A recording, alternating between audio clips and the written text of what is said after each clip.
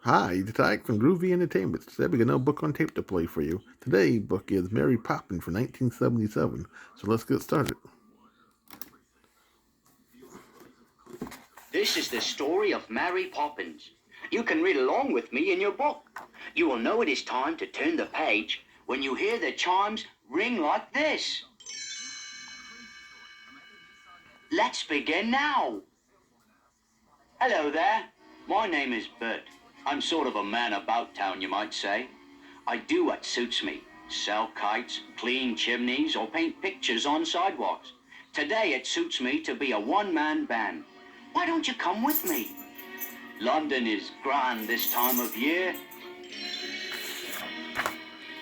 Well now, here we are at Cherry Tree Lane, and over there is number 17, where the Banks family lives.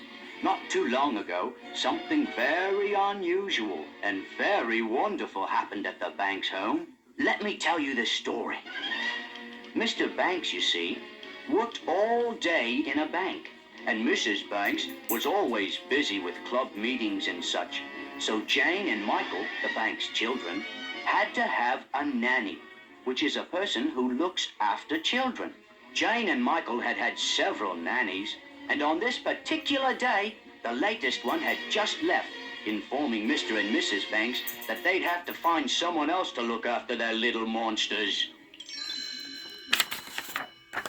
Jane and Michael weren't really naughty. The nanny simply misunderstood. She thought the children had run away from her when all they'd done was follow their kite. Constable Jones tried to explain when he brought the children home, but the nanny wouldn't listen. Now Mr. and Mrs. Banks had to find still another nanny. The way to do that was to place an advertisement in the newspaper, calling for someone firm and sensible. Jane and Michael, of course, had their own idea about the kind of person who should be their nanny, and to help their father, they wrote an advertisement for him. Wanted, a nanny, must have cheery disposition, rosy cheeks, and be willing to play games. When Mr. Banks saw the children's advertisement, he called it ridiculous nonsense. He tore it up, threw it in the fireplace, and wrote the advertisement himself. But late that night, a strange breeze blew down the Banks chimney and carried the pieces up into the night sky. The next morning, when Jane and Michael got up, the line of nannies they saw from their window stretched clear around the block. They were all waiting to be interviewed by Mr. Banks, and a firm and sensible lot they were, not a rosy cheek among them. Jane looked at the nannies in dismay. I don't understand, Michael. They're not what we advertised for at all. But just then, a wind started blowing from the east. Down Cherry Tree Lane, the east wind blew, growing stronger and stronger. Finally, it picked up all those firm and sensible nannies and blew them away. Before Mr. Banks even knew they were there, every last one of them was gone. Jane and Michael watched in glee from the nursery window. Then, riding toward them on the east wind, a person holding a black umbrella approached. Oh, look, Michael, it's her, our nanny. Rosy cheeks and everything. The rosy-cheeked person landed on the doorstep of number 17. She promptly marched in and said, Mr. Banks, I am the new nanny. and before Mr. Banks even knew what had happened, she slid up the banister to the nursery. My name is Mary Poppins. She said, taking off her coat and hat. Come along, children. We'll begin with a game called Let's Tidy Up the Nursery. Jane didn't like the sound of that. Are you sure it's a game, Mary Poppins? That depends on your point of view. You see, in every job that must be done, there is an element of fun. You find the fun and snap, the job's a game. Just a spoonful of sugar helps the medicine go down. The medicine go down. Medicine go down. Just a spoonful of sugar helps the medicine go down in the most delightful way. In every job that must be done, there is an element of fun. You find the fun in the job's a game, and every task you undertake becomes a piece of cake, a lark, a spree.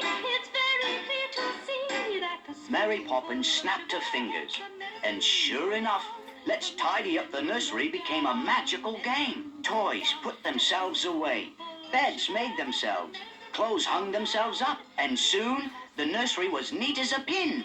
The children were delighted. Mary Poppins, you're wonderful. Of course. And now you must get some sleep. Tomorrow we'll have an outing in the park. The next day, it suited me to be a sidewalk artist, and I was drawing pictures in chalk when I looked up and saw Mary Poppins and the children. You're lucky children indeed. When you're with Mary Poppins, magic just seems to happen.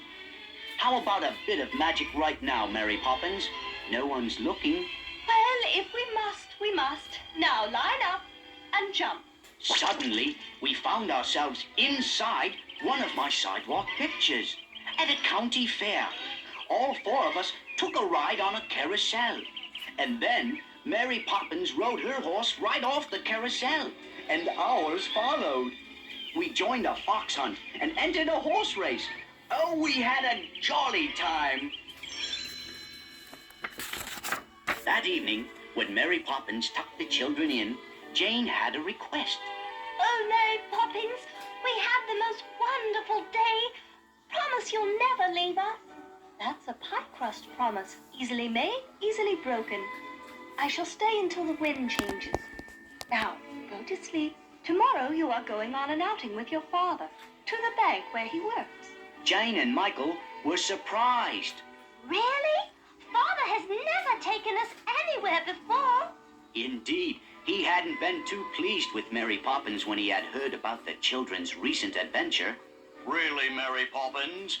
The children's outing should be practical, educational. And Mary Poppins agreed. I quite see your point, Mr. Banks. Tomorrow the children shall be at your side. Bright and early the next morning, the children set off for the bank with their father. Michael had brought some coins with him to buy food for the birds. But Mr. Banks wouldn't hear of that. You must put your money in the bank where it will earn interest. Give it to me. All of a sudden, the outing with their father lost all its promise of fun, and Jane and Michael let go of his hands. They ran off and got themselves lost. It was a good thing they ran into me. That day, it suited me to be a chimney sweep, and the children were happy to see me, but they were still upset. Oh, Bert, Father tried to take Michael's money. He doesn't like us at all. I put a stop to that kind of talk. Your father loves you very much. It's him I feel sorry for. There he is all day in that cold, heartless bank, and nothing to keep him company but money. That made them think twice. Jane and Michael decided to apologize. Come along, then, I said. It's my day to clean your chimney. I'll take you home. But before I could even get started on their chimney, Mary Poppins had a surprise for us. In a twinkling, she whisked us all up the chimney and out onto the rooftop. We gazed out over the rooftops of London. What a beautiful sight, said I.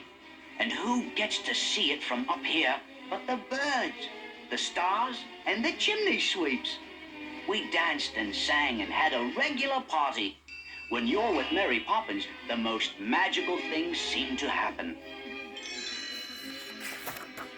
Jane and Michael felt much better after their party on the rooftop, and they went straight to their father. Michael offered him his coins to put in the bank. Mr. Banks smiled. Keep your money, Michael. I was only doing what I thought best for you. But now I see that money isn't that important. It's having fun that counts at your age. And from now on, I'm going to spend a lot more time with you both. And Mr. Banks gave the children a hug and went off to make them a kite. Then the whole Banks family went to the park together. For the first time in ever so long, they flew their kite and had a grand time. The wind had changed, and everyone wanted to fly a kite. I was the only one who noticed Mary Poppins sailing away on the west wind. Goodbye, Mary Poppins, I waved. Don't stay away too long.